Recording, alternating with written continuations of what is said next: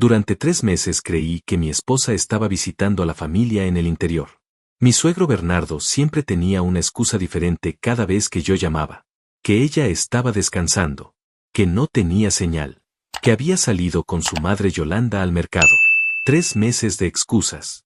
3 meses de silencio. Y yo, como un idiota, seguí creyendo. Hasta que mi hijo de 5 años volvió de casa de sus abuelos un domingo por la tarde. Nelson entró por la puerta con su mochilita roja, me abrazó fuerte, y sin decir nada, se fue directo a la mesa de la cocina. Sacó una hoja de su cuaderno. Tomó los crayones. Y empezó a dibujar. Yo lo miraba desde lejos, pensando que era uno de esos dibujos normales que hacen los niños. Nuestra familia.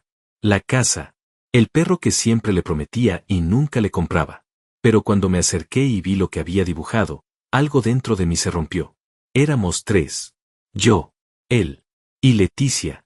Pero mi esposa no estaba parada junto a nosotros. No estaba sonriendo. No estaba en la cocina ni en el jardín. Leticia estaba debajo de la tierra. Mi hijo la había dibujado dentro de un hoyo, en el patio de la casa de sus abuelos, con líneas cafés y negras cubriéndola por encima. Y al pie del dibujo, con su letra de niño que apenas aprendía a escribir, había garabateado una sola palabra, mamá. Me arrodillé frente a él. Le puse las manos en los hombros con cuidado, intentando que mi voz no temblara, porque por dentro ya estaba temblando todo. Le pregunté qué significaba ese dibujo.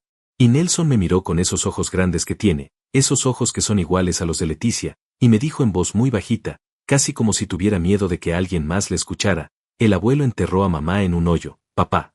Debería haber llamado a la policía en ese momento. Eso es lo que cualquier persona normal hubiera hecho. Marcar el número, explicar, pedir ayuda. Pero yo no llamé a la policía. Llamé a alguien completamente diferente. Alguien que conocía desde hace más de 20 años. Alguien que sabe cómo funciona el mundo cuando las instituciones no quieren escuchar. Y esa decisión, esa llamada que hice esa noche con las manos temblorosas y la voz quebrada, fue lo que cambió todo. Pero para entender por qué hice lo que hice, necesito contarte cómo empezó esto. Necesito llevarte 3 meses atrás, a un martes ordinario, al tipo de día que uno no recuerda porque no parece importante. Porque así empiezan las pesadillas que duran meses. No con un grito. No con una escena dramática. Empiezan con una maleta pequeña junto a la puerta.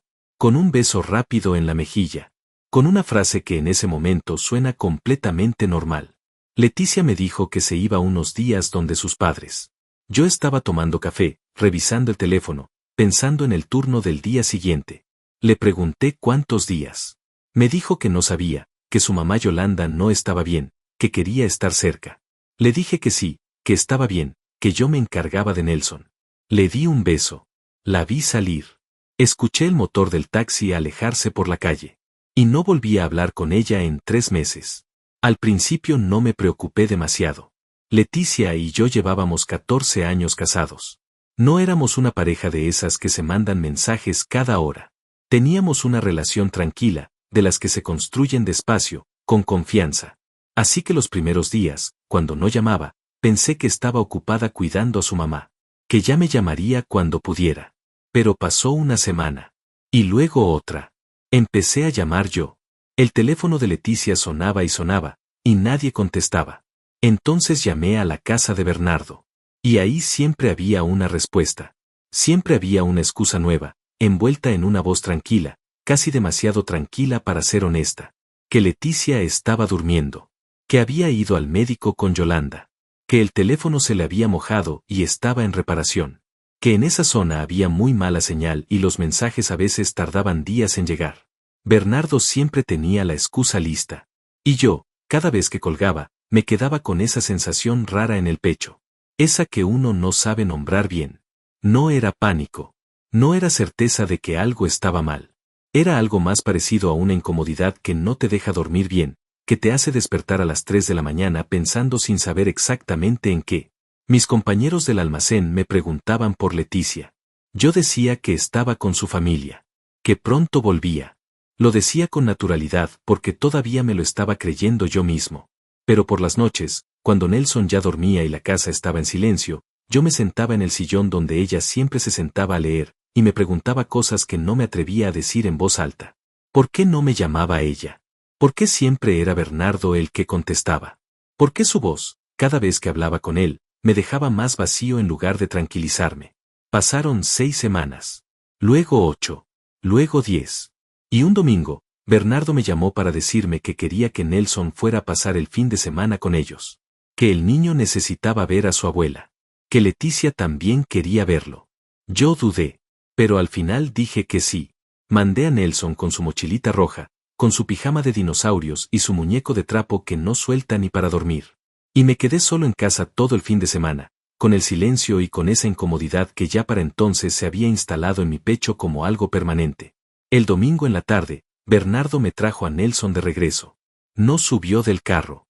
Solo abrió la puerta trasera, esperó que el niño bajara, y se fue sin decir casi nada. Sin preguntarme cómo estaba. Sin mencionar a Leticia. Sin darme ningún mensaje de ella. Nelson entró corriendo, me abrazó, y fue directo a la cocina. Yo lo seguí despacio, sin saber todavía lo que estaba a punto de ver. Sin saber que ese dibujo en una hoja de cuaderno iba a ser el momento exacto en que mi vida se partió en dos. Antes del dibujo. Y después del dibujo. Porque cuando un niño de 5 años te dice que el abuelo enterró a mamá en un hoyo, hay algo en tu interior que se activa. Algo primitivo. Algo que va más allá de la lógica y del miedo y de la razón. Algo que te dice que ya no hay tiempo para seguir esperando. Que ya no hay tiempo para más excusas. Que lo que sea que esté pasando en esa casa, a 3 horas de distancia, en ese pueblo donde Bernardo vive desde siempre, necesitas descubrirlo tú mismo. Y necesitas descubrirlo antes de que sea demasiado tarde. Esa noche no dormí. Me quedé sentado en la orilla de la cama con el dibujo de Nelson en las manos, mirándolo bajo la luz amarilla del cuarto. Las líneas cafés y negras que mi hijo había trazado con sus crayones seguían ahí, quietas, sin cambiar.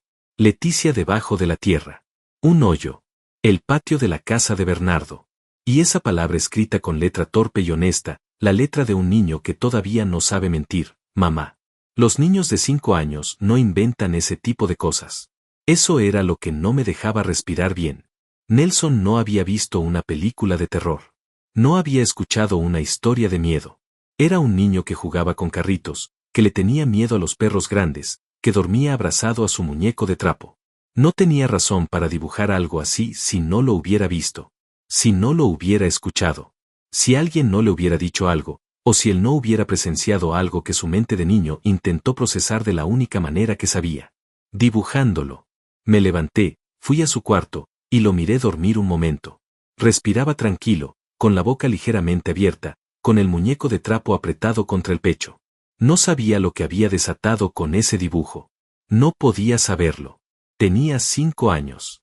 Para él, ya era parte del pasado. Para mí, era el inicio de algo que todavía no tenía nombre. Volví a la cocina.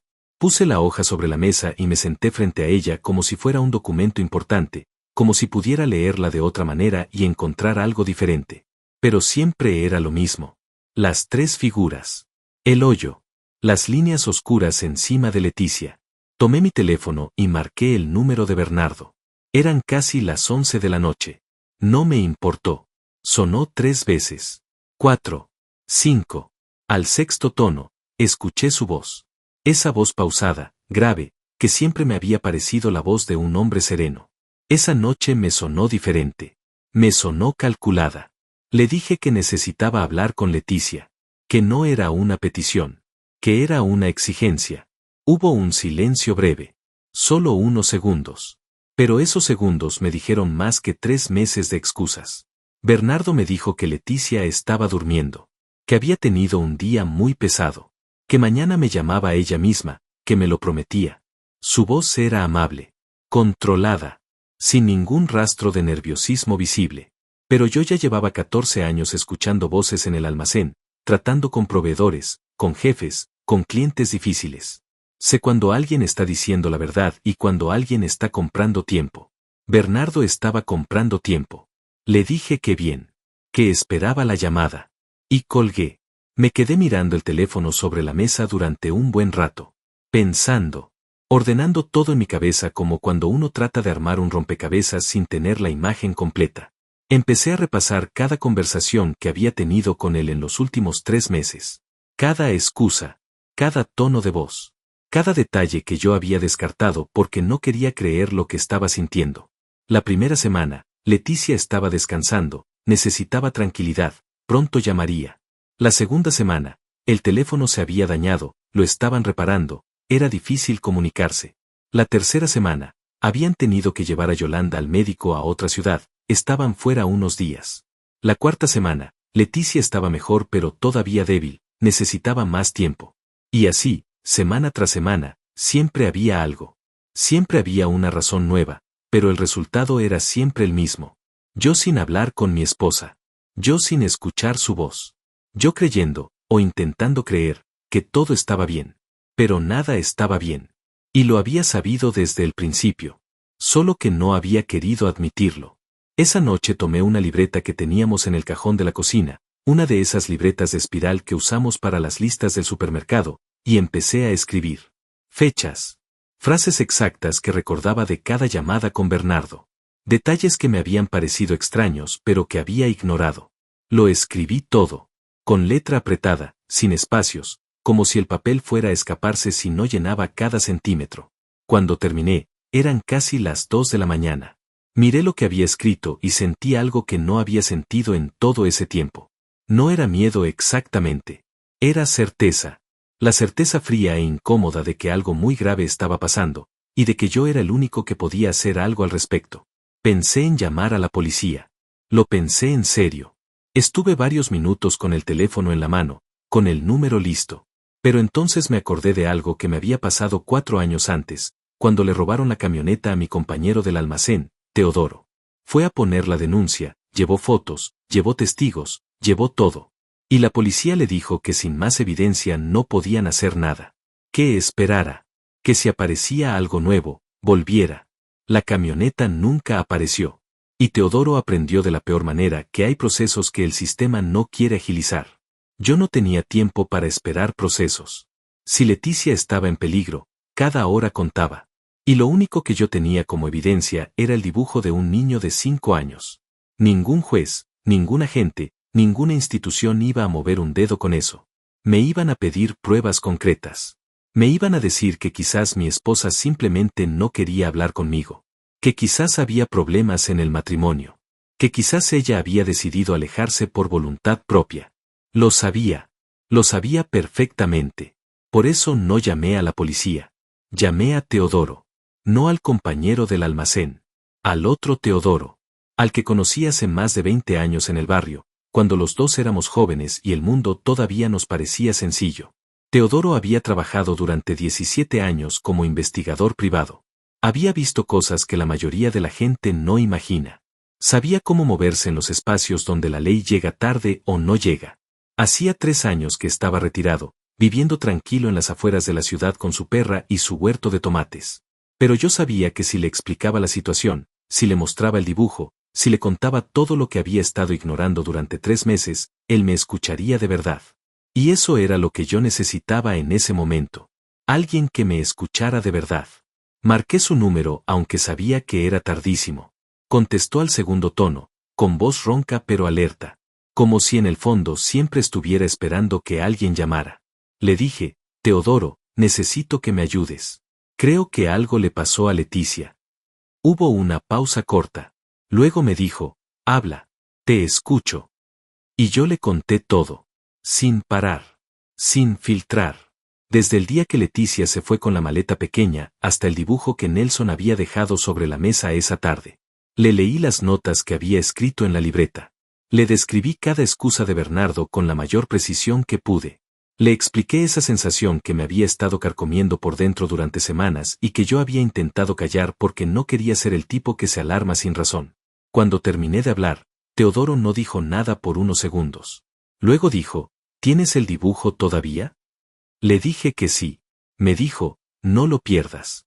Y no vuelvas a llamar a Bernardo esta noche. Mañana temprano nos vemos. Yo voy a tu casa. Colgué. Puse el teléfono boca abajo sobre la mesa. Y por primera vez en 3 meses, sentí algo que no era exactamente alivio, pero que se le parecía un poco. La sensación de que ya no estaba solo en esto. De que alguien más iba a ayudarme a ver con claridad lo que yo solo no podía ver. Pero también sentí otra cosa. Algo que traté de ignorar pero que no pude. Mientras le contaba todo a Teodoro, mientras repasaba cada detalle de los últimos 3 meses, me había dado cuenta de algo que no había querido examinar de cerca. Algo que había estado escondido en un rincón de mi memoria, esperando a que yo tuviera el valor de mirarlo. Leticia, la semana antes de irse, había estado rara. No de una manera obvia. No de una manera que cualquiera hubiera notado. Pero yo llevaba 14 años viviendo con ella. Conocía sus gestos. Conocía sus silencios. Y esa semana, había algo diferente en ella. Algo tenso. Como si cargara algo que no sabía cómo decirme. Una noche la encontré en la cocina, de madrugada, con el teléfono en la mano y la pantalla apagada. Solo sentada ahí, en la oscuridad, mirando la nada. Le pregunté si estaba bien. Me dijo que sí, que no podía dormir, que era el calor. Yo le creí. Ahora, sentado solo en esa misma cocina 3 meses después, con su dibujo de Nelson frente a mí y la libreta llena de fechas y excusas, me preguntaba qué había visto Leticia en esa pantalla. ¿Qué mensaje había recibido? ¿Qué era lo que la había tenido despierta esa noche, mirando la oscuridad? ¿Y si ese momento había sido el inicio de todo? Teodoro llegó a las 7:30 de la mañana. Yo ya llevaba despierto desde las 5. Había hecho café, había revisado la libreta 3 veces más, había acomodado el dibujo de Nelson sobre la mesa como si fuera una prueba en un juicio. Nelson todavía dormía. Quería que Teodoro llegara antes de que el niño se despertara, porque no quería que escuchara la conversación. Los niños escuchan todo. Y Nelson ya había cargado suficiente. Cuando abrí la puerta, Teodoro entró sin decir buenos días. Me miró a la cara un segundo, luego miró la mesa, vio el dibujo, y se sentó directamente frente a él. Lo tomó con cuidado, como quien toma algo frágil. Lo estudió en silencio durante casi un minuto completo. Luego lo dejó sobre la mesa, se recostó en la silla, y me dijo, cuéntame cómo es Bernardo. No me preguntó si el dibujo era real. No me preguntó si Nelson podría estar confundido. No me preguntó si quizás yo estaba exagerando. Me preguntó cómo era Bernardo. Y esa pregunta, tan directa, tan enfocada, me dijo que Teodoro ya había decidido algo antes de llegar. Que no había venido a convencerme de que me tranquilizara. Había venido a trabajar. Empecé a hablar. Le dije que Bernardo tenía 70 años. Que había sido toda su vida un hombre de campo, de esos que manejan sus asuntos solos, sin pedir ayuda a nadie. Que vivía en un pueblo a 3 horas de la ciudad, en una casa grande con terreno propio, rodeado de muy pocos vecinos. Que era un hombre de pocas palabras, serio, del tipo que no abraza ni en las fiestas de Navidad. Que nunca me había caído del todo bien, pero que tampoco había tenido razones concretas para desconfiar de él. Que Leticia lo respetaba, pero que a veces, cuando hablaban por teléfono, yo notaba que ella se ponía tensa. Que escogía las palabras con cuidado. Como si midiera cada cosa que decía. Teodoro me escuchó sin interrumpirme. Cuando terminé, me preguntó, ¿Bernardo y Leticia tenían una buena relación? Me quedé pensando. Y esa pausa que tomé para responder me dijo algo que yo no había admitido todavía. No, no era una buena relación. Era una relación funcional, de esas que existen porque la familia obliga, no porque haya afecto real. Leticia cumplía. Llamaba en los cumpleaños, visitaba en las fechas importantes, mandaba regalos. Pero nunca hablaba de su padre con cariño genuino. Nunca lo mencionaba en conversaciones normales. Y cuando yo le preguntaba por él, cambiaba el tema con una habilidad que en su momento me pareció natural, pero que ahora, viéndolo desde aquí, me parecía otra cosa. Le dije todo eso a Teodoro. Él asintió despacio y dijo, ¿y la hermana? Celestina. Me sorprendió que preguntara por ella. Le dije que Celestina vivía en otra ciudad, que tenía su propia vida, que no era muy cercana a la familia. Que Leticia y ella hablaban de vez en cuando, pero que tampoco eran de esas hermanas que se cuentan todo. Que en los últimos 2 años, casi no habíamos sabido nada de ella. Teodoro me miró fijo y dijo, ¿la has llamado desde que Leticia desapareció? No, no la había llamado. En 3 meses, con todo lo que estaba pasando, nunca se me había ocurrido llamar a Celestina. Y en ese momento no supe si era porque realmente no lo había pensado, o porque en algún lugar de mi cabeza, sin darme cuenta, la había descartado como opción. Teodoro lo notó en mi cara. Me dijo, llámala hoy. Pero no le cuentes todo. Solo pregúntale cuándo fue la última vez que habló con Leticia. Y observa cómo responde. Le pregunté por qué. Me miró un momento antes de responder. Luego dijo algo que me quedó resonando todo el día, porque en los secretos de familia, siempre hay alguien que sabe y que está esperando a que alguien más pregunte. Nelson se despertó poco después. Bajó en pijama, con el muñeco de trapo arrastrando por el piso, y cuando vio a Teodoro, lo saludó con esa confianza simple que tienen los niños con las personas que les generan tranquilidad. Teodoro le revolvió el pelo, le preguntó si quería que le hiciera unos huevos, y durante los siguientes 20 minutos actuó con una normalidad que yo admiré en silencio. Porque por dentro, los dos sabíamos que la conversación que acabábamos de tener era cualquier cosa menos normal. Mientras Nelson desayunaba, Teodoro me hizo una señal discreta. Salimos al patio un momento, dejando al niño con su plato y su muñeco. Afuera, con la voz baja, Teodoro me dijo algo que cambió la manera en que yo estaba viendo todo. Me dijo, Hugo, quiero que pienses en algo. ¿Bernardo alguna vez te habló de dinero? ¿De propiedades? ¿De herencias? Me detuve. Porque sí. Si había habido una conversación. Hacía como 2 años, en una cena familiar en casa de Bernardo, él había mencionado que tenía papeles que arreglar. Que la casa y el terreno estaban a su nombre, pero que quería definir qué pasaba cuando él faltara. Leticia había cambiado de tema casi de inmediato, con una rapidez que en ese momento me pareció incómoda, pero que atribuía que simplemente no le gustaba hablar de esas cosas. Se lo dije a Teodoro. Él asintió lentamente, como si eso confirmara algo que ya sospechaba. Me dijo, necesito que consigas el nombre completo de Bernardo. Apellidos. Y si tienes algún documento donde aparezca, mejor. Una copia de credencial, un contrato, lo que sea. Le pregunté para qué. Me dijo, porque quiero buscar si tiene antecedentes. Propiedades registradas. Deudas. Problemas legales viejos. La gente que hace lo que yo creo que está haciendo Bernardo no empieza de la nada. Siempre hay un patrón. Siempre hay algo antes. Esa tarde, mientras Nelson veía televisión, me senté en el cuarto y llamé a Celestina. El teléfono sonó 4 veces. Casi estaba esperando que no contestara. Pero al quinto tono, escuché su voz. Una voz que yo recordaba como segura, directa. Pero lo primero que noté cuando dijo hola fue que sonaba distinta. Más apagada. Como si cargara algo que la estuviera agotando. Le dije que la llamaba para saber cómo estaba. Que hacía tiempo no hablábamos. Que quería saber si tenía noticias de Leticia. Hubo un silencio. No largo. Solo unos segundos. Pero esos segundos fueron suficientes. Celestina me dijo que hacía como 1 mes que no hablaba con ella. Que le había mandado mensajes pero que no había tenido respuesta. Que pensaba que quizás estaba muy ocupada con lo de su mamá. Le pregunté con calma, tratando de que mi voz sonara casual. ¿Y la última vez que hablaron, cómo la notaste? Otro silencio. Más largo. Celestina dijo, rara. La noté rara, Hugo. No sé cómo explicarlo. Como asustada, pero tratando de no parecerlo. Me dijo que estaba bien, pero que tenía que colgar rápido porque mi papá estaba llegando. Se me heló algo por dentro. Le pregunté si eso le había parecido normal. Me dijo que no. Que Leticia nunca había sido de esas personas que cortaban una llamada porque llegaba alguien. Que eso no era ella. Pero que no había querido darle más vueltas porque pensó que quizás estaban peleadas por algo que ella no sabía. Le dije que entendía. Que gracias. Que hablábamos pronto. Colgué. Me quedé sentado en el borde de la cama con el teléfono en la mano, procesando cada palabra que Celestina había dicho. Leticia asustada. Cortando la llamada porque llegaba Bernardo. Sin contestar mensajes en semanas. Y Celestina, su propia hermana, que había notado algo raro pero que había preferido no preguntar demasiado. Porque en esa familia, preguntar demasiado no era algo que se hiciera.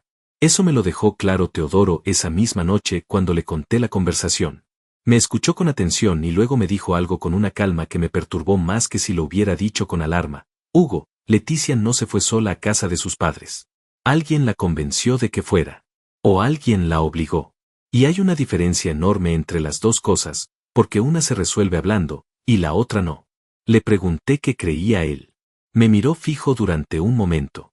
Y dijo, creo que Bernardo lleva mucho tiempo siendo el tipo de hombre que decide por todos. Y creo que Leticia encontró algo, o supo algo, que lo puso en peligro. Y creo que tú y yo necesitamos llegar a esa casa antes de que pasen más semanas. Esa noche, después de acostar a Nelson, me paré frente al espejo del baño y me miré. Tenía ojeras hasta la mitad de la cara. Llevaba sin rasurarme varios días. Pero lo que más me impactó no fue el cansancio físico. Fue la expresión. Ya no era la cara de un hombre esperando a que su esposa llamara. Era la cara de un hombre que por fin había decidido ir a buscarla. Teodoro llegó al día siguiente con una carpeta delgada y una expresión que yo ya aprendía a leer. No era la expresión de quien trae buenas noticias. Era la expresión de quien encontró algo que confirma lo que ya temía, y que ahora tiene que decidir cómo decirlo sin que la otra persona se derrumbe. Se sentó a la mesa. Abrió la carpeta. Y sin preámbulos, sin rodeos, me dijo, Bernardo tiene antecedentes. No eran antecedentes penales graves. No había estado en la cárcel. Pero había algo. Hace 22 años, había una denuncia archivada. Una denuncia que había puesto una mujer del mismo pueblo donde vivía Bernardo. Una vecina que lo acusaba de haberla amenazado después de un conflicto por un terreno colindante. La denuncia había sido retirada semanas después. Sin explicación registrada. Solo una nota breve que decía que la denunciante había decidido no continuar con el proceso. Teodoro me miró y dijo, las denuncias no se retiran solas, Hugo. Alguien convenció a esa mujer de que la retirara. O alguien la asustó lo suficiente. Me quedé procesando eso en silencio. Luego Teodoro pasó a la segunda hoja. Me explicó que había buscado registros de propiedad. Que la casa y el terreno donde vivía Bernardo estaban valuados en aproximadamente $380,000, considerando el tamaño del terreno y las construcciones. Que el terreno había estado a nombre de Bernardo y Yolanda en partes iguales durante décadas. Pero que hace 3 años, Yolanda había firmado una cesión de derechos que transfería su parte completamente a nombre de Bernardo. 3 años atrás. Le pregunté si eso era normal. Si una esposa cediéndole sus derechos al marido era algo que pasaba seguido. Teodoro dijo, pasa. Pero cuando pasa en un matrimonio donde la esposa empieza a tener problemas de salud, y cuando pasa sin que ningún hijo lo sepa, empieza a oler diferente. Leticia no sabía de esa cesión. Estaba seguro. Si lo hubiera sabido, me lo habría dicho. Éramos ese tipo de pareja, de las que se cuentan las cosas importantes aunque no se cuenten todo. Y la propiedad familiar era algo importante. Le pregunté a Teodoro qué significaba todo eso. Me dijo, significa que Bernardo lleva años asegurándose de que todo quede a su nombre. La propiedad. Las decisiones. El control. Y cuando alguien lleva años haciendo eso dentro de una familia, no lo hace por accidente. Lo hace porque tiene miedo de perderlo. O porque sabe que alguien podría quitárselo. Pensé en Leticia. En esa noche que la encontré en la cocina a oscuras, mirando la pantalla apagada de su teléfono. En la tensión que había cargado esa semana antes de irse. Y de repente, como cuando uno acomoda las piezas correctas de un rompecabezas y aparece una imagen que antes no podía ver, entendí algo. Leticia había descubierto lo de la sesión. No sabía cómo. No sabía cuándo exactamente. Pero estaba convencido. Algo la había llevado a revisar papeles, o alguien le había dicho algo. Y ella había encontrado lo que Bernardo llevaba años escondiendo. Y eso había cambiado todo. Eso había convertido una visita familiar en algo completamente diferente. Se lo dije a Teodoro. Él no dijo que sí de inmediato. Pero tampoco dijo que no. Me miró con esa calma que tenía para las situaciones graves y me preguntó, ¿Leticia alguna vez te habló de dinero propio? ¿De algo que le correspondiera de la familia de su padre? Sí, una vez. Hacía como 4 años, en una conversación que habíamos tenido después de visitar a sus padres. Leticia me había dicho, casi de pasada, que su papá le había prometido años atrás que cuando faltara, la propiedad se dividiría entre ella y Celestina en partes iguales. Que eso era lo justo. Que así lo habían hablado siempre. Se lo conté a Teodoro. Él cerró la carpeta despacio y dijo, entonces Bernardo tiene un problema. Porque si Leticia sabe que cedió los derechos de Yolanda sin decirles nada a las hijas, y si Leticia empieza a hacer preguntas o a buscar asesoría legal, la promesa que él hizo se complica mucho. Y los hombres como Bernardo no permiten que las cosas se compliquen. El cuarto se sintió más pequeño de repente. Le pregunté directamente lo que llevaba días sin atreverme a preguntar en voz alta. Le pregunté si creía que Bernardo le había hecho daño a Leticia. Teodoro tardó en responder. Y esa demora me dijo más que cualquier palabra. Finalmente dijo, creo que Leticia está viva, Hugo. Pero creo que está en una situación donde no puede moverse libremente. Donde no puede llamarte. donde alguien está controlando lo que hace y lo que dice. Y eso puede ser tan peligroso como cualquier otra cosa. Esa tarde tomé una decisión.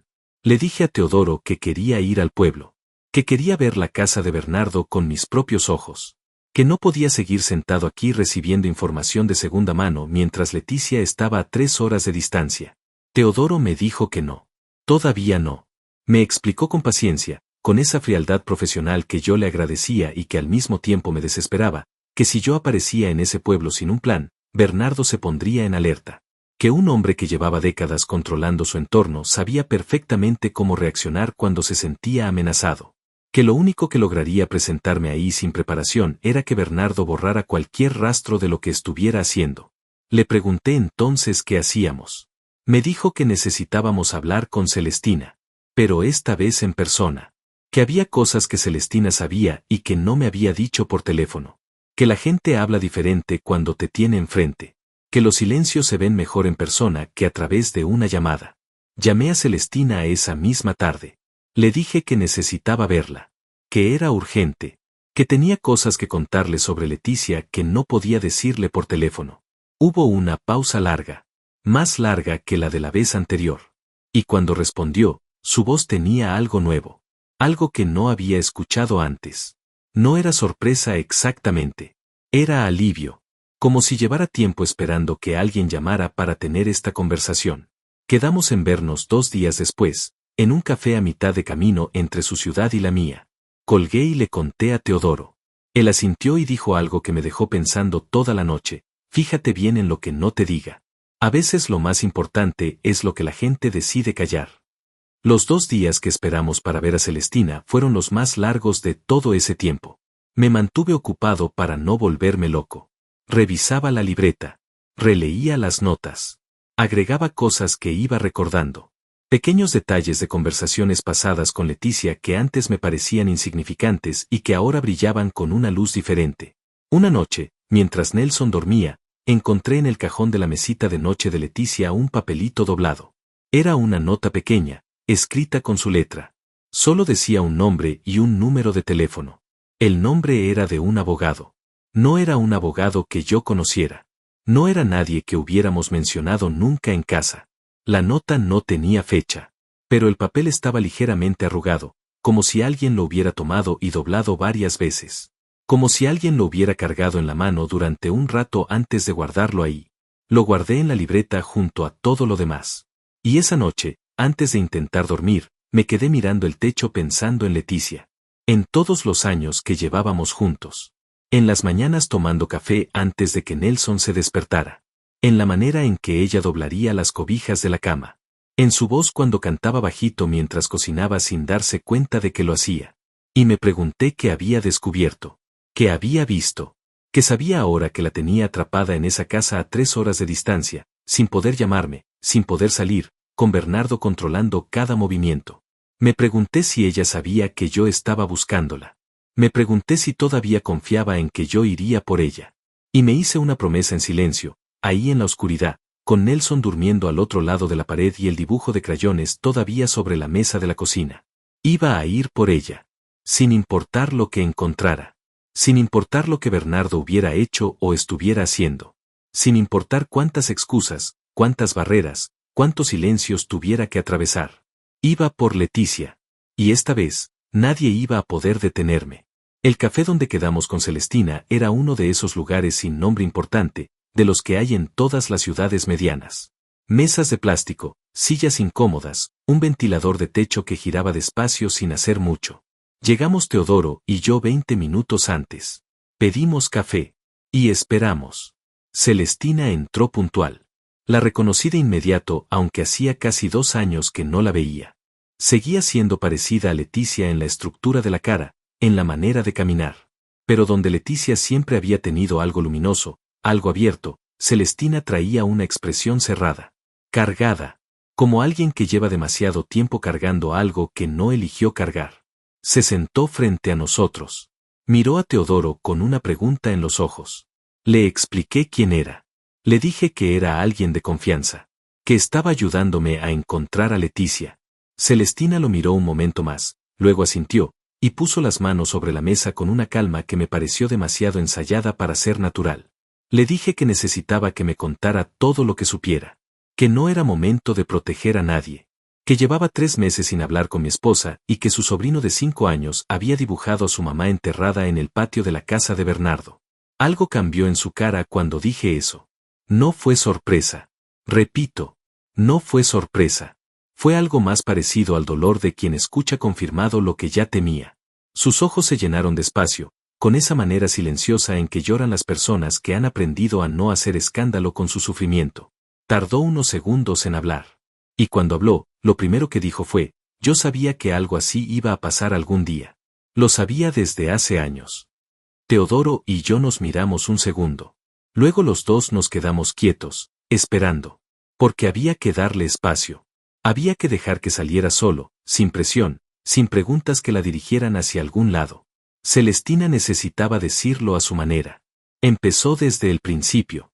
Me contó que Bernardo nunca había sido un padre normal, que desde que ella y Leticia eran niñas, había sido un hombre de control absoluto, que decidía todo, la ropa que usaban, los amigos que podían tener, las horas de llegada, los temas que se podían hablar en la mesa y los que no existían, que Yolanda había vivido toda su vida en esa dinámica, tan adentro de ella que ya ni siquiera la veía como algo anormal, que para Yolanda, Bernardo simplemente era así, que así eran los hombres, que así había sido siempre.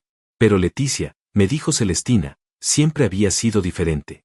Leticia había aprendido a moverse dentro de las reglas de Bernardo sin romperse. Había aprendido a callar en el momento correcto y a hablar solo cuando era seguro. Había aprendido, desde muy joven, a protegerse sin que Bernardo se diera cuenta de que se estaba protegiendo. Era inteligente de esa manera. De la manera silenciosa y paciente que tienen las personas que crecen en ambientes donde equivocarse tiene consecuencias. Le pregunté a Celestina por qué Leticia se había ido a la casa de Bernardo si sabía cómo era él. Me miró un momento antes de responder. Luego dijo, porque Leticia no fue sola, Hugo. Bernardo la llamó. Le dijo que Yolanda estaba muy mal, que quizás no pasaba el mes, que necesitaba que fuera. Y Leticia fue porque es así, porque a pesar de todo, no iba a dejar a su mamá sola en ese momento. Se me apretó el pecho. Le pregunté si Yolanda realmente estaba enferma. Celestina dijo, Yolanda tiene una enfermedad. Sí, pero no es tan grave como Bernardo le dijo a Leticia. Yo hablé con el médico hace 2 meses. Yolanda puede durar años todavía con los cuidados correctos. Bernardo exageró. Usó la enfermedad de su propia esposa como anzuelo para traer a Leticia. La palabra anzuelo me cayó encima como un peso físico. Bernardo había planeado esto. No era una situación que se hubiera salido de control. Era algo que había construido con cuidado, paso a paso, usando lo que sabía que funcionaría con Leticia. Su amor por su madre. Su sentido de responsabilidad familiar. Todo lo que Leticia era, Bernardo lo había usado como trampa. Teodoro habló por primera vez desde que Celestina había empezado a hablar. Le preguntó con voz tranquila si sabía algo sobre los documentos de la propiedad. Sobre la cesión que Yolanda había firmado 3 años atrás. Celestina lo miró con una expresión que mezcló rabia con cansancio. Dijo, sí, lo sé. Lo supe hace 4 meses. Me enteré por accidente, porque un conocido del pueblo me mencionó que había visto a Yolanda firmando papeles en la notaría. Le pregunté a mi mamá directamente. Y ella me dijo que sí, que había firmado, que Bernardo le había dicho que era para proteger la propiedad de los impuestos. Que era solo un trámite. Le pregunté si Yolanda había entendido lo que firmaba. Celestina soltó un aire despacio antes de responder. Mi mamá tiene 72 años y lleva 50 de esos años haciendo lo que Bernardo le dice. No, no entendió. O no quiso entender. Con ella nunca sé exactamente dónde termina una cosa y empieza la otra. Le pregunté entonces si Leticia sabía lo de los papeles. Y aquí fue donde Celestina dijo algo que reorganizó todo lo que yo creía saber. Me dijo, fui yo quien le dije. Hace como 5 meses. La llamé y le conté lo que había descubierto. Le mandé fotos de los documentos que había logrado conseguir. Y Leticia se quedó en silencio un buen rato. Luego me dijo que necesitaba pensar. Que iba a buscar a alguien que le explicara qué significaba todo eso legalmente. Que no quería hacer nada sin entender bien la situación. El abogado. La nota en el cajón de la mesita de noche. El nombre y el número que Leticia había guardado en ese papel arrugado, doblado varias veces, como algo que había cargado en la mano pensándolo mucho antes de guardarlo.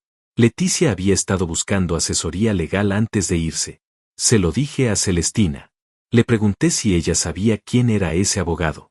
Celestina asintió despacio. Me dijo que ella misma le había dado el contacto, que era un abogado especializado en derecho de familia y sucesiones, que era alguien de confianza, que Leticia lo había llamado una vez, que habían tenido una conversación inicial, pero que después Leticia le había dicho que necesitaba conseguir más documentos antes de avanzar, que quería tener todo en orden antes de hablar con Bernardo. Pero Bernardo se enteró antes de que Leticia pudiera hablar con él. Eso fue lo que Celestina creía, que de alguna manera, Bernardo supo que Leticia estaba investigando, que alguien le dijo algo, o que Bernardo encontró algo en el teléfono de Leticia, o que simplemente lo olió. Porque los hombres como Bernardo, me dijo Celestina con una amargura vieja, tienen un instinto muy desarrollado para detectar cuando alguien está a punto de quitarles el control. Y entonces llamó a Leticia con lo de la enfermedad de Yolanda. Y Leticia fue. Teodoro pidió otro café sin decir nada. Yo me quedé mirando la mesa, procesando todo. La imagen completa estaba tomando forma ahora. Ya no era un rompecabezas con piezas sueltas. Era una historia con una lógica aterradora y clara. Bernardo había descubierto que Leticia sabía lo de los documentos. Sabía que si Leticia hablaba con un abogado y formalizaba una demanda, la propiedad podía entrar en disputa. Podía perder el control de algo que había pasado décadas construyendo. Y decidió actuar primero. La trajo a su terreno. Literalmente. Le pregunté a Celestina si había intentado hablar con Bernardo después de que Leticia desapareció de comunicación. Me dijo que sí. Una vez. Que lo había llamado y que Bernardo le había dicho que Leticia estaba bien, que estaba descansando, que había decidido quedarse un tiempo más. Con esa misma voz tranquila. Con esa misma calma calculada que yo conocía de mis propias llamadas con él. Le pregunté si le había creído. Celestina me miró directamente y dijo, no. Pero tenía miedo, Hugo. Tengo miedo. Bernardo no es un hombre con el que uno se enfrenta sin consecuencias. Lo sé desde niña. Y sola no podía hacer nada. Esa frase me dolió. No porque me pareciera cobardía, sino porque entendí perfectamente lo que significaba. Celestina llevaba años sabiendo cómo era su padre. Años guardando cosas. Años eligiendo sus batallas porque sabía que con Bernardo las batallas mal peleadas se perdían de maneras que dejaban marcas. Teodoro tomó la palabra entonces. Le dijo a Celestina con toda la calma del mundo que lo que nos había contado era importante. Que necesitábamos que pusiera todo eso por escrito. Fechas, conversaciones, los documentos que había conseguido de la propiedad. Que no teníamos que enfrentar a Bernardo de manera directa todavía. Que primero necesitábamos construir algo sólido. Algo que no pudiera ignorarse ni archivarse. Celestina preguntó si Leticia estaba bien. Teodoro dijo lo mismo que me había dicho a mí. Que creía que sí. Que creía que Leticia estaba viva. Pero que el tiempo importaba. Celestina asintió. Y luego dijo algo en voz baja, casi para ella misma, que me heló la sangre de una manera diferente a todo lo que había escuchado hasta ese momento. Dijo, hay algo más que no les he dicho. Algo que Leticia me contó en esa última llamada, antes de que todo esto empezara. Me dijo que había encontrado algo en los papeles viejos de mi papá. Algo que no tenía que ver solo con la propiedad. Me dijo que cuando lo entendiera bien, me lo iba a contar. Que era algo que cambiaba todo lo que nosotras creíamos saber sobre nuestra familia. Hizo una pausa. Nunca me llamó para contarme qué era. Manejé de regreso en silencio. Teodoro iba en el asiento del copiloto con los ojos puestos en la carretera, pero yo sabía que no estaba mirando el paisaje. Estaba procesando, ordenando, haciendo lo que él hacía mejor que nadie, que era tomar un montón de información suelta y encontrarle la estructura interna que la sostenía. Yo también intentaba hacer eso, pero me costaba más. Porque para Teodoro esto era un caso. Para mí era Leticia. Llevábamos como 40 minutos sin decir nada cuando Teodoro habló. Me dijo, lo que encontró Leticia en esos papeles viejos es la clave de todo. Bernardo no reaccionó así solo por la propiedad. $380,000 son suficiente razón para que un hombre mezquino se ponga nervioso, sí, pero no son suficiente razón para que un hombre haga lo que Bernardo está haciendo. Para encerrar a su propia hija. para mantener una mentira durante meses, para arriesgarse a todo esto. Tiene que haber algo más. Algo que vale mucho más que esa propiedad, o algo que lo compromete de una manera que va más allá del dinero. Le pregunté qué creía que podía ser. Me dijo que todavía no lo sabía, pero que lo iba a averiguar. Esa noche, después de acostar a Nelson, Teodoro se quedó en mi casa trabajando en la mesa de la cocina con su computadora y una libreta propia. Yo intenté dormir pero no pude. Me quedé escuchando el sonido del teclado desde el cuarto, ese ruido constante y tranquilo que de alguna manera me resultaba más reconfortante que el silencio. A la 1 de la madrugada, Teodoro tocó la puerta del cuarto. Entré a la cocina. Me senté frente a él. Tenía la pantalla de la computadora llena de documentos escaneados, registros públicos, páginas de texto denso que yo no hubiera sabido leer aunque tuviera todo el tiempo del mundo. Me dijo, Bernardo tuvo otro hijo. Me quedé completamente quieto. Teodoro me explicó despacio que había encontrado en registros civiles de hace 38 años una partida de nacimiento.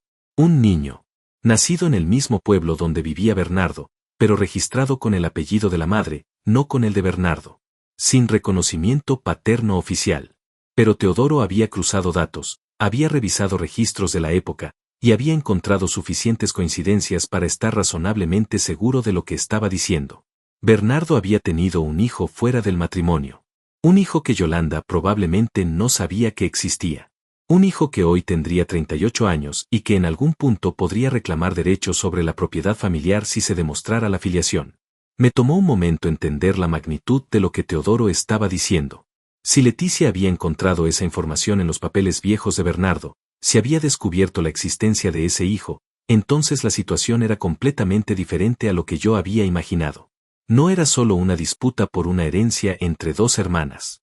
Era algo mucho más complejo. Algo que Bernardo había estado ocultando durante casi 4 décadas. Algo que, si salía a la luz, no solo afectaba la propiedad. Afectaba su imagen, su matrimonio, todo lo que había construido. Y Leticia lo sabía. Le pregunté a Teodoro si había manera de saber quién era ese hijo, dónde vivía, si había tenido algún contacto con Bernardo o con la familia. Me dijo que estaba trabajando en eso, que necesitaba más tiempo, pero que lo que sí podía decirme esa noche era que Bernardo tenía razones de sobra para querer que Leticia se callara. No una razón, varias, superpuestas, todas apuntando en la misma dirección. Me recosté en la silla y miré el techo un momento. Pensé en Leticia sentada en la cocina de Bernardo. En esa casa grande con terreno, a 3 horas de distancia, rodeada de campo abierto y pocos vecinos. Pensé en lo que debe sentir una persona inteligente cuando se da cuenta de que cayó en una trampa que fue diseñada específicamente para ella. Cuando entiende que el anzuelo era su propio amor por su madre. Cuando comprende que el hombre que tiene el control de la situación lleva décadas perfeccionando exactamente eso. El control. Leticia no era una mujer frágil. Eso lo sabía mejor que nadie. Pero el miedo no tiene que ver con la fragilidad. Tiene que ver con el contexto. Y en el contexto de esa casa, con Bernardo, sin teléfono, sin manera de comunicarse, rodeada de silencio y campo, hasta la persona más fuerte encuentra sus límites. A la mañana siguiente tomé una decisión que no le consulté a Teodoro. Llamé al abogado cuyo nombre estaba en el papel de Leticia.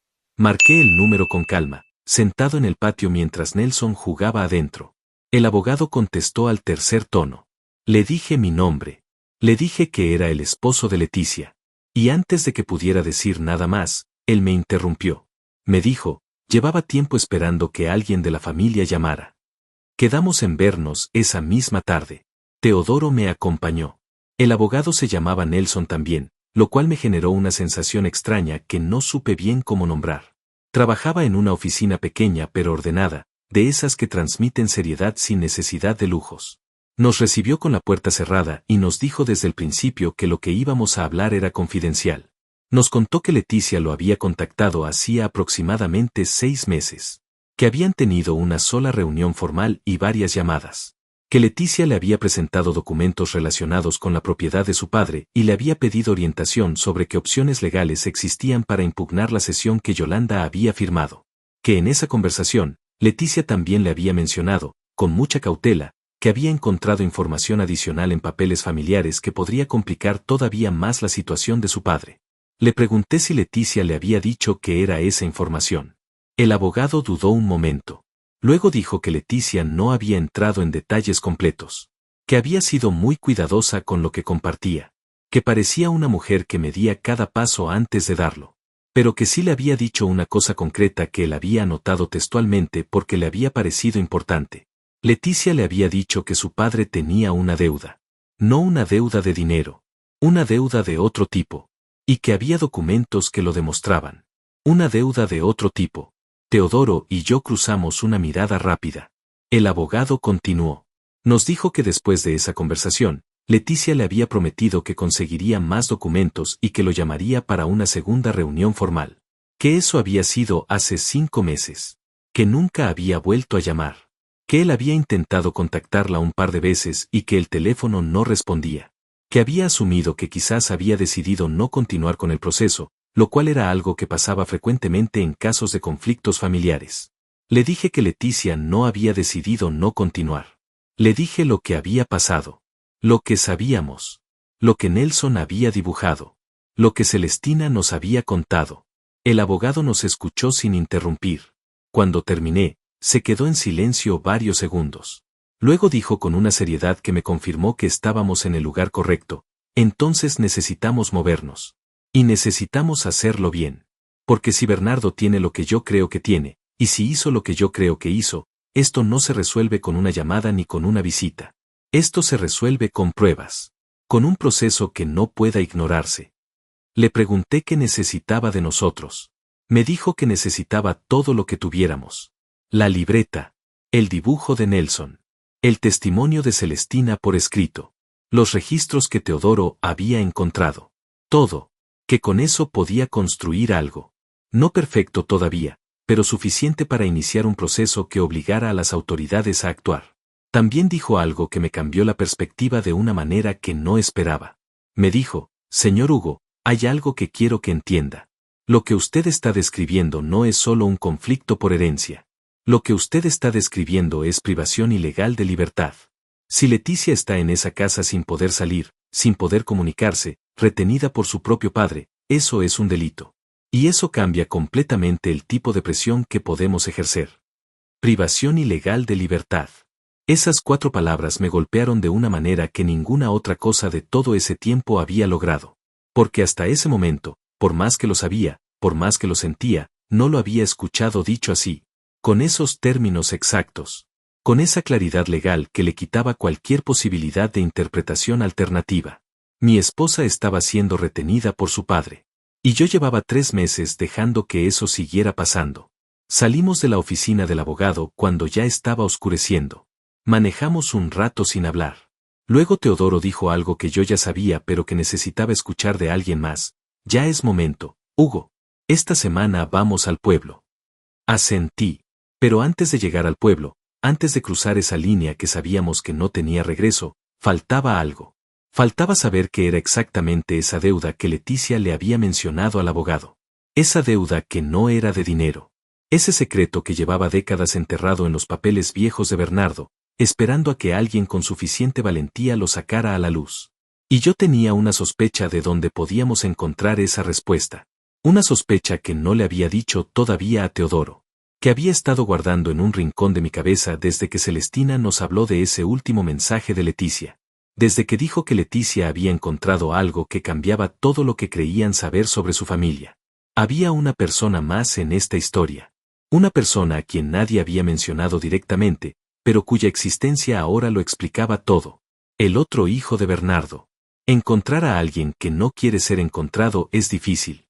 Encontrar a alguien que ni siquiera sabe que lo están buscando es otra cosa completamente distinta. Teodoro pasó 2 días enteros frente a su computadora. Cruzando registros. Buscando nombres. Siguiendo hilos que aparecían y desaparecían. Yo lo dejé trabajar sin interrumpirlo demasiado, ocupándome de Nelson, de las cosas del almacén que no podía seguir ignorando, de mantener una apariencia de normalidad que cada día me costaba más sostener. Porque por fuera yo seguía siendo el mismo Hugo de siempre. El que llegaba al trabajo, el que saludaba a los compañeros, el que recogía a su hijo. Pero por dentro era otra cosa. Por dentro era un hombre que contaba las horas. La tarde del segundo día, Teodoro me llamó. Me dijo que lo había encontrado. Se llamaba Marta. No era un hombre. Era una mujer. Tardé un momento en procesar eso. Porque cuando Teodoro me había hablado de la partida de nacimiento, de ese registro civil de hace 38 años, yo había asumido sin cuestionarlo que era un hijo. Un varón. No sé por qué lo asumí. Quizás porque en mi cabeza, sin darme cuenta, había construido una imagen de ese secreto que correspondía a ciertos esquemas. Pero no. Era una mujer. Marta. 38 años.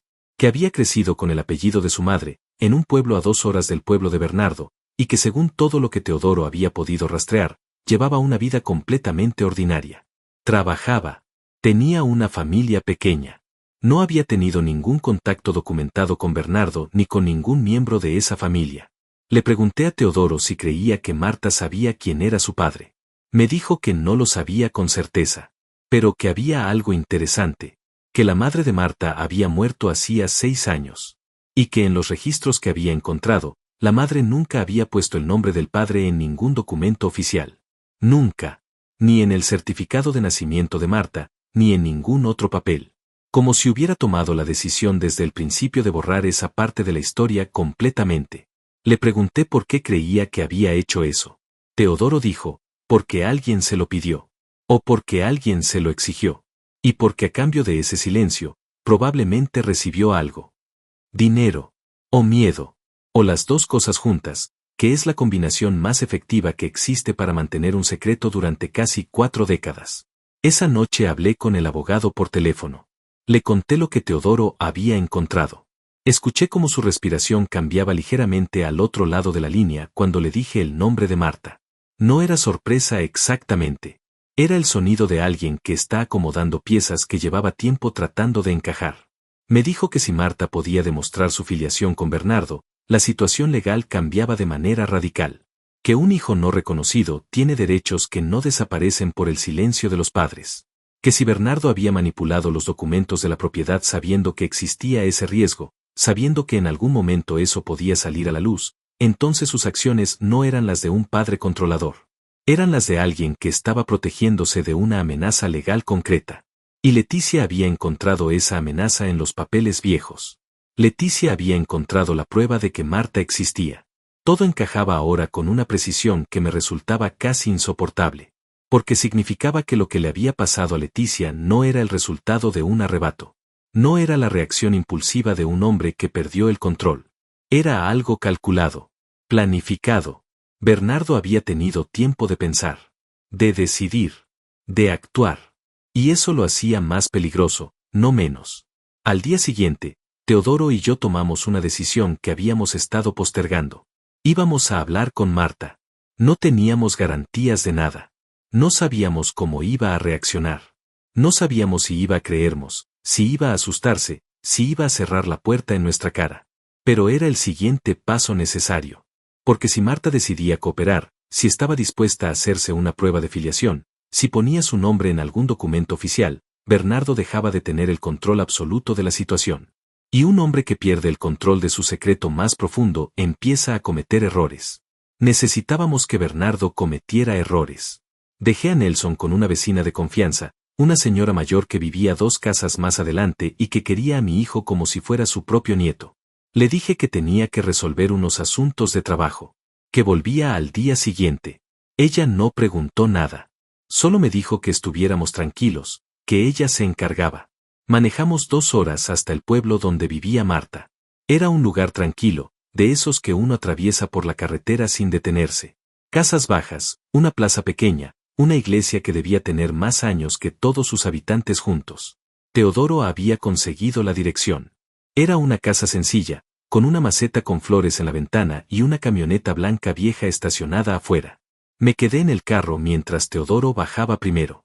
No porque tuviera miedo exactamente, sino porque Teodoro tenía una manera de presentarse que yo no tenía. Una calma profesional. Una habilidad para poner a la gente en un estado de apertura antes de decirles algo difícil. Yo era demasiado urgente, demasiado cargado de todo lo que llevaba encima.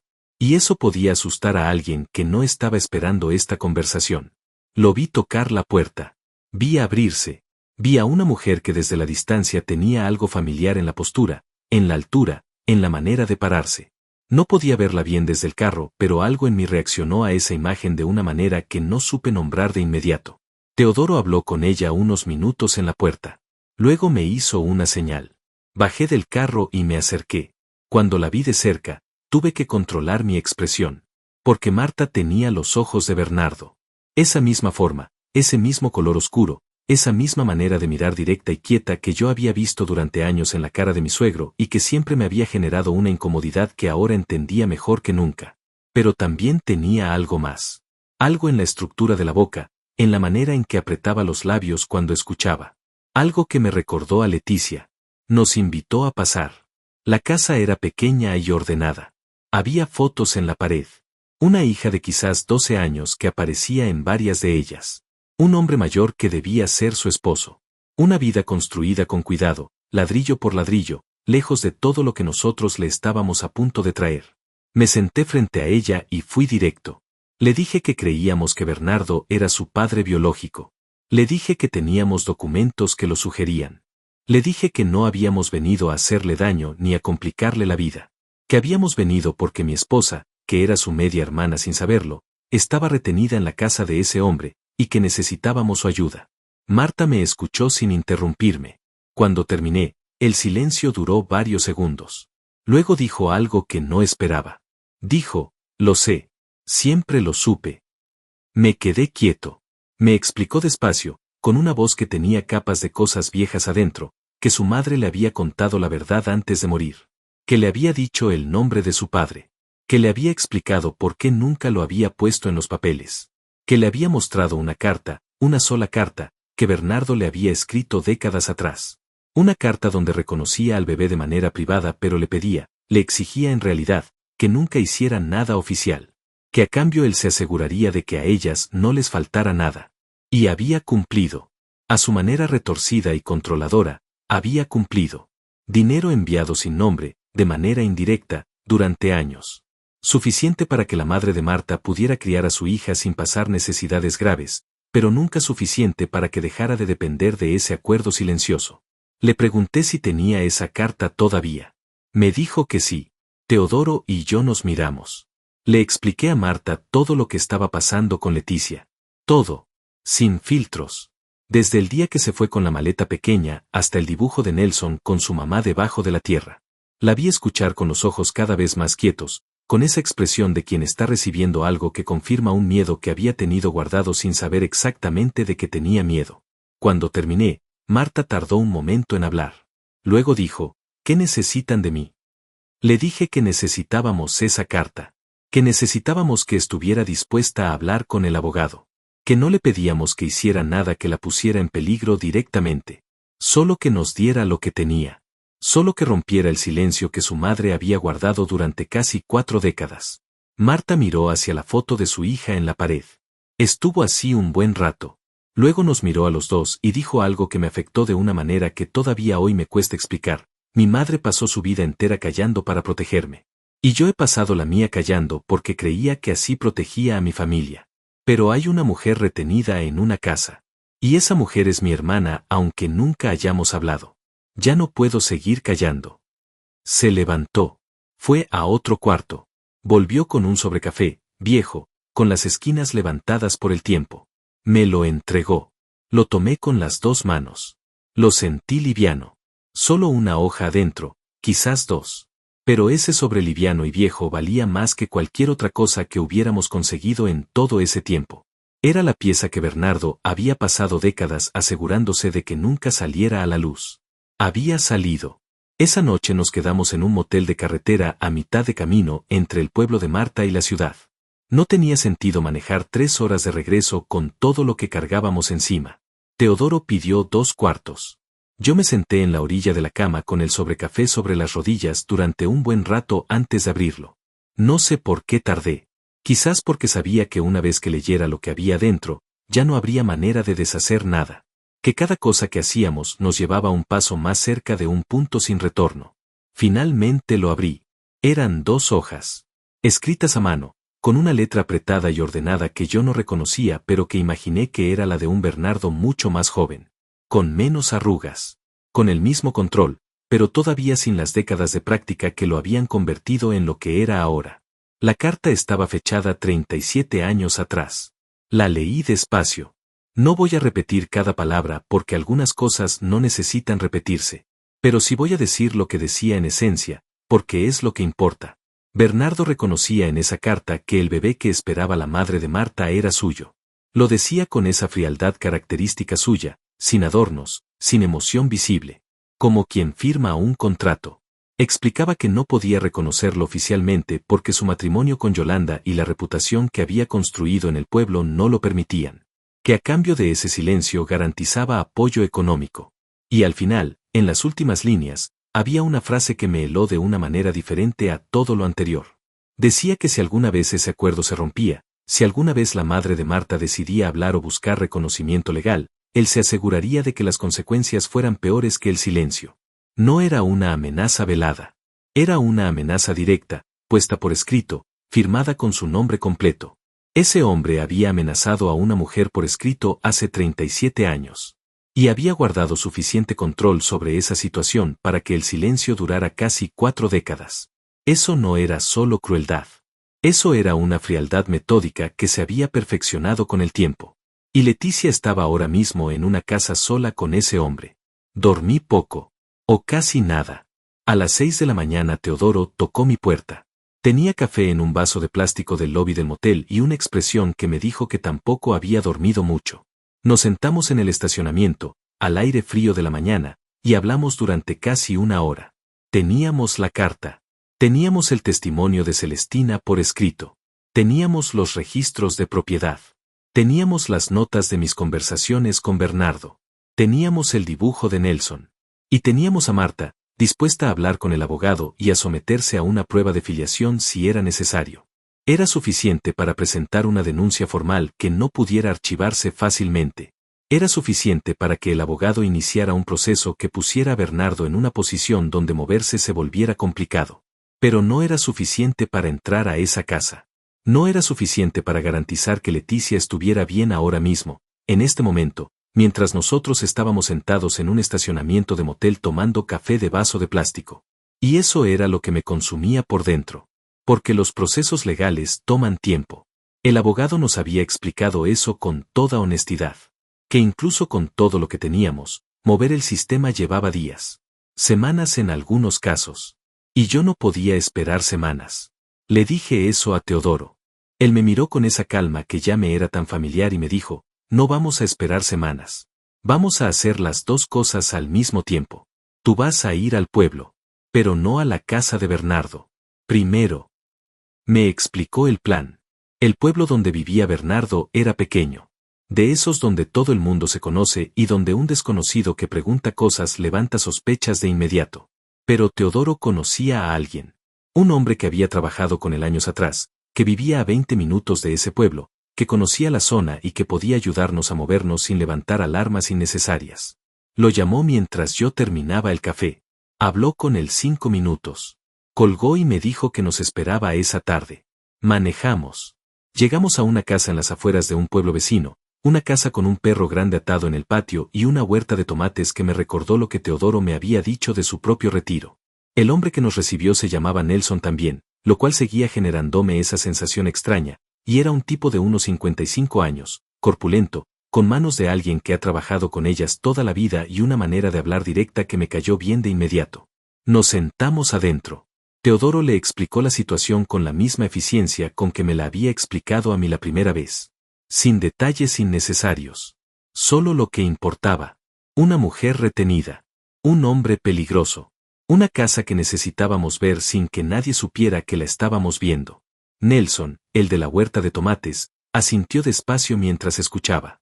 Cuando Teodoro terminó, dijo, conozco esa casa. Conozco a Bernardo de vista. Es de los que saludan en la plaza pero no miran a los ojos. Le pregunté si podía ayudarnos. Me dijo que sí, que esa misma noche podíamos acercarnos a la propiedad desde el camino trasero, que él conocía bien porque había trabajado en tierras colindantes hace años, que desde ahí podíamos ver el patio y parte de la casa sin ser visibles desde adentro, que si había alguien en esa casa que no debería estar o que estaba siendo retenido, eso nos daría información concreta para movernos. Pasamos la tarde preparando. Teodoro revisó su teléfono, que tenía cámara con zoom decente. Nelson, el de la huerta, preparó ropa oscura para los tres. Yo llamé al abogado y le conté dónde estábamos y lo que íbamos a hacer esa noche. Él me pidió que tuviera cuidado, que no hiciéramos nada que pudiera comprometer el proceso legal que ya había empezado a mover desde su lado, que nuestra prioridad era observar y documentar, no confrontar. Le dije que entendía. Y lo entendía. En mi cabeza lo entendía perfectamente. Pero había una parte de mí que llevaba 3 meses acumulando algo que no era solo preocupación. Era rabia. Una rabia quieta y fría que había ido creciendo despacio, sin hacer ruido, y que esa noche sentía muy cerca de la superficie. Salimos cuando ya había oscurecido completamente. El campo de noche tiene una oscuridad diferente a la de la ciudad. No hay referencias.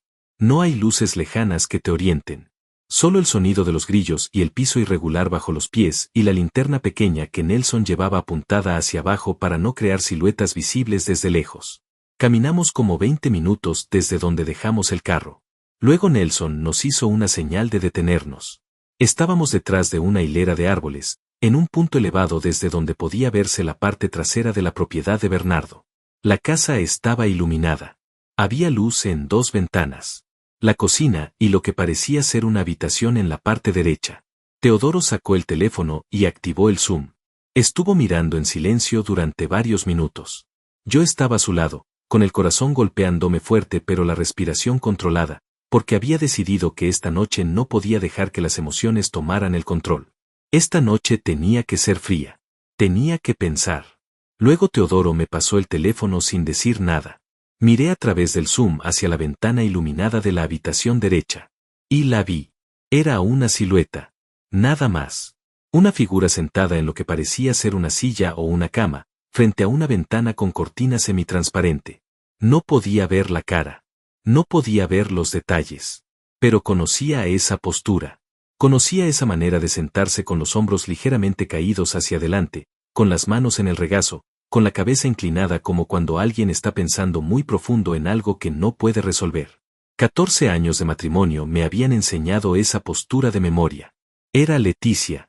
Estaba viva. Estaba ahí. A menos de 200 metros de donde yo estaba parado, respirando el mismo aire frío de campo, separados por una distancia que en condiciones normales hubiera cruzado corriendo sin pensarlo 2 veces. Pero no podía correr. No todavía. Porque en ese momento, de la parte iluminada de la cocina, apareció la silueta de Bernardo. Lo reconocí por la altura, por la manera de moverse. Lento, deliberado. Cruzó hacia la habitación donde estaba Leticia. La puerta se cerró. Teodoro me puso una mano en el brazo. No dijo nada. No necesitó decir nada. Ese gesto me dijo todo lo que necesitaba escuchar. Que habíamos encontrado lo que veníamos a buscar. Que Leticia estaba viva.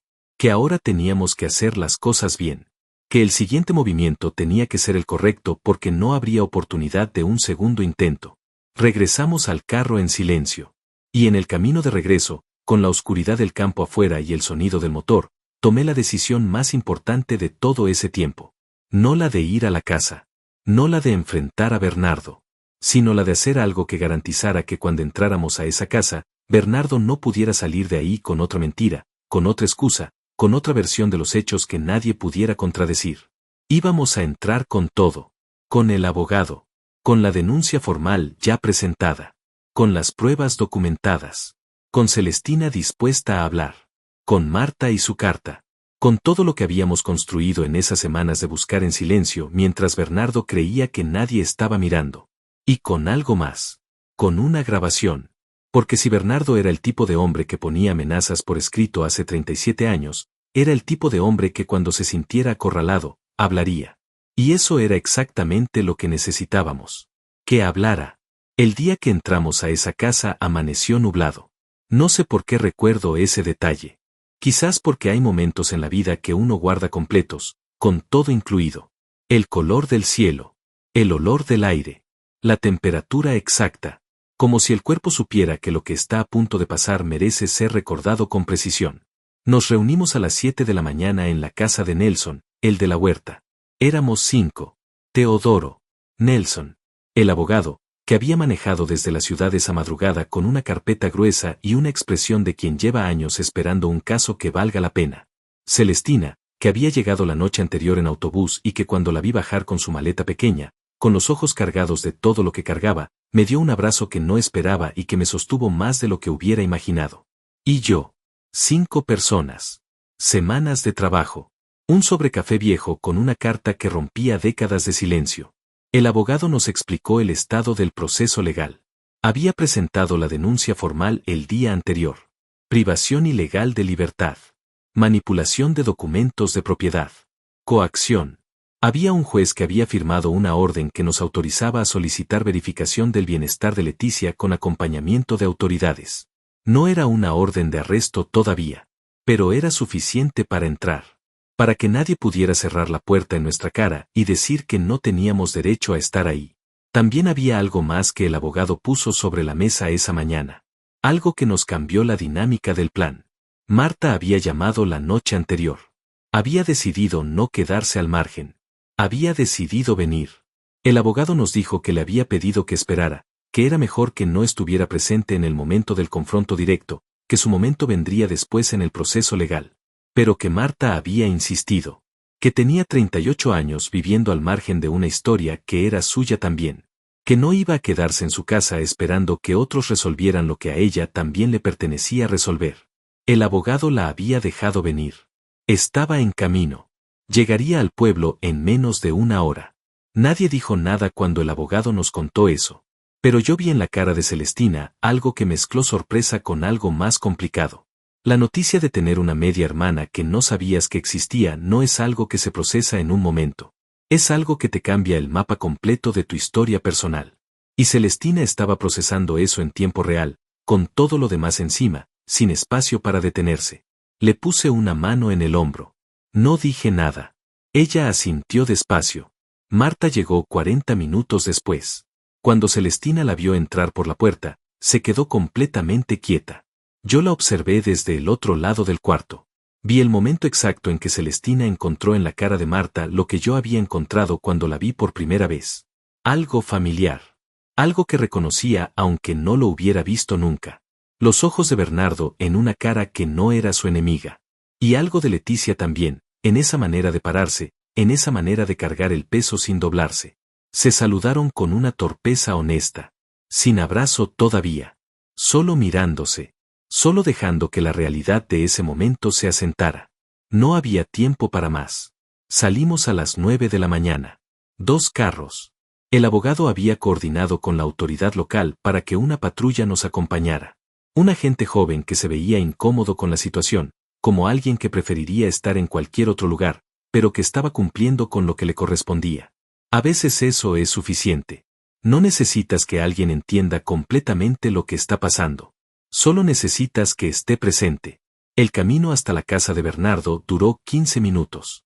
Los recuerdo como los 15 minutos más silenciosos de mi vida. Nadie habló en el carro. Teodoro manejaba con las 2 manos en el volante y la vista fija en la carretera. Celestina miraba por la ventana.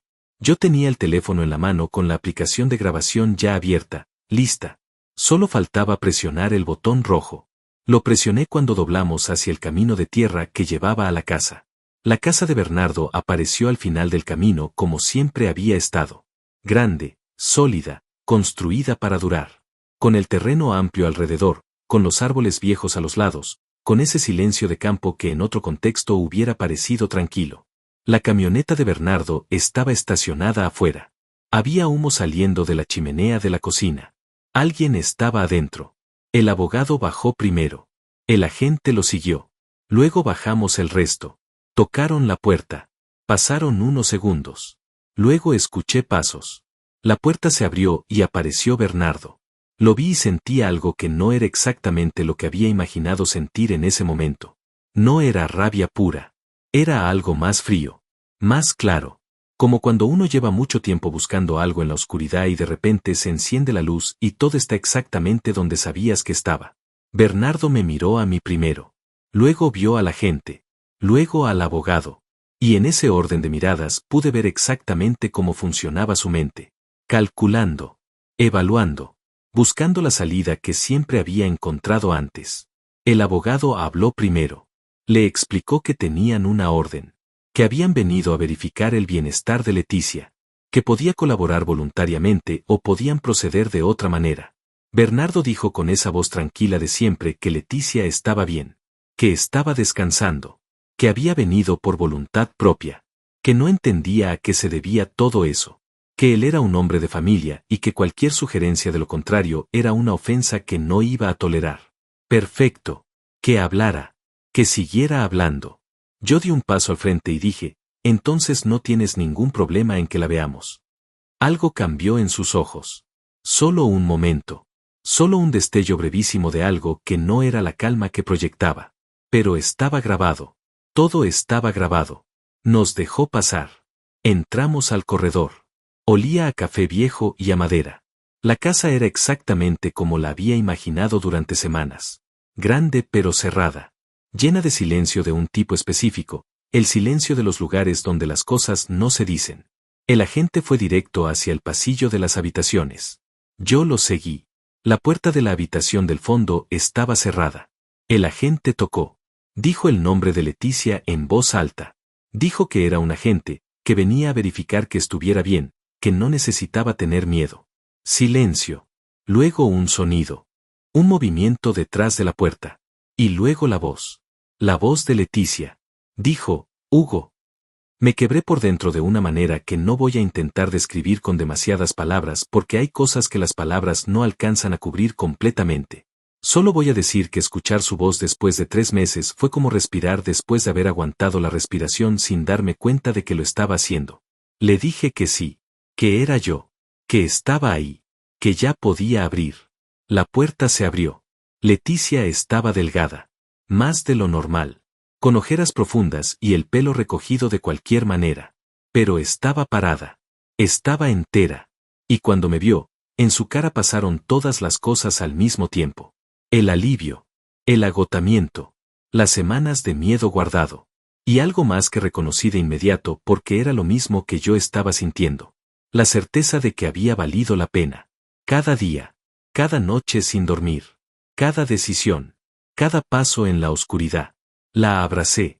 No dije nada. Ella tampoco. Solo nos quedamos así un momento, en ese corredor oscuro, mientras afuera el abogado hablaba con el agente y Bernardo empezaba a entender que esta vez no había excusa que alcanzara. Luego Leticia me dijo en voz muy baja, con la cara contra mi hombro, encontraste lo que busqué. Lo supe cuando escuché tu voz. Le dije que sí, que lo habíamos encontrado todo. Salimos al corredor. Leticia vio a Celestina y se abrazaron con esa manera que tienen los hermanos de abrazarse cuando han pasado demasiado tiempo separados y con demasiado miedo. Luego Leticia vio a Marta. Se quedó quieta. Marta también.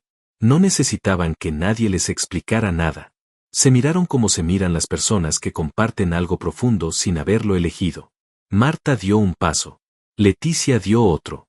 Y se encontraron en la mitad con un abrazo que ninguna de las dos había planeado, pero que las dos necesitaban desde hacía mucho más tiempo del que sabían. Afuera, Bernardo estaba siendo informado de los cargos. El agente le explicaba con esa frialdad profesional de quien ha dado malas noticias muchas veces. Bernardo escuchaba con la misma postura de siempre. La espalda recta. La mandíbula apretada. Pero algo había cambiado. Los ojos ya no calculaban de la misma manera. Ya no encontraban la salida porque esta vez no había salida que encontrar. Lo escuché decir que todo era un malentendido, que él podía explicar. Teodoro estaba a mi lado cuando eso pasó. Me dijo en voz baja, siempre dicen eso. El proceso legal fue largo. No voy a mentir diciendo que fue rápido o fácil. Estas cosas nunca lo son. Hubo semanas difíciles. Declaraciones. Documentos. Momentos donde el sistema se movía más despacio de lo que cualquiera de nosotros hubiera querido. Bernardo contrató un abogado que intentó construir versiones alternativas de todo lo que había pasado. Hubo días donde la duda técnica del proceso me desesperaba. Pero la carta existía. El testimonio de Celestina existía. La grabación de ese día en la casa existía. Marta se hizo la prueba de filiación y el resultado confirmó lo que ya sabíamos. Y Leticia, cuando pudo hablar con claridad, con tiempo, con el espacio que necesitaba para procesar todo lo que había vivido, dio su testimonio con una precisión y una valentía que a mí me dejó sin palabras. Bernardo fue procesado. La propiedad entró en disputa legal. Yolanda, cuando finalmente entendió la magnitud de lo que había pasado, lo que su marido había hecho con su propia firma, con su propio silencio, se derrumbó de una manera silenciosa y profunda que me generó una compasión que no esperaba sentir. Pero lo que más recuerdo de todo ese tiempo no es el proceso. No es la resolución legal. No es ninguna de las victorias formales que vinieron después. Lo que más recuerdo es una noche, como 3 semanas después de traer a Leticia a casa. Nelson dormía. La casa estaba en silencio. Leticia y yo estábamos sentados en la cocina, en la misma mesa donde todo había empezado, donde el dibujo de crayones había roto algo y al mismo tiempo había encendido algo. Leticia tenía una taza de té entre las manos. Me miró y me preguntó cómo había sabido que tenía que buscarla. Que cómo había decidido no rendirse. Le dije que había sido Nelson. Que un niño de 5 años, con una hoja de cuaderno y unos crayones cafés y negros, me había dicho todo lo que necesitaba saber. Que a veces la verdad más importante no llega en documentos, ni en pruebas, ni en procesos legales. A veces llega dibujada con torpeza honesta sobre un papel de cuaderno, por alguien que todavía no sabe mentir. Leticia sonrió.